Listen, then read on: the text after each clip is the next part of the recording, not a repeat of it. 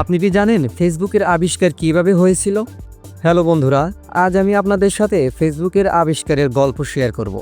Facebook 2004 সালে mark Zuckerberg দ্বারা Harvard বিশ্ববিদ্যালয়ে তৈরি করা হয়েছিল। এটি মূলত হার্ভার্ড ছাত্রদের জন্য একটি সোশ্যাল নেটওয়ার্কিং ওয়েবসাইট হিসেবে শুরু হয়েছিল।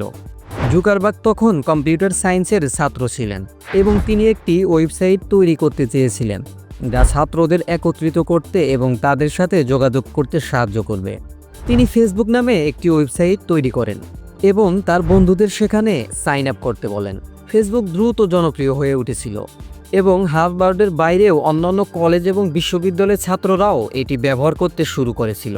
2006 সালে জুকারবার্গ ফেসবুককে একটি পাবলিক কোম্পানিতে পরিণত করেছিলেন এবং এটি আজ বিশ্বের সবচেয়ে জনপ্রিয় সোশ্যাল নেটওয়ার্কিং ওয়েবসাইটগুলির মধ্যে একটি।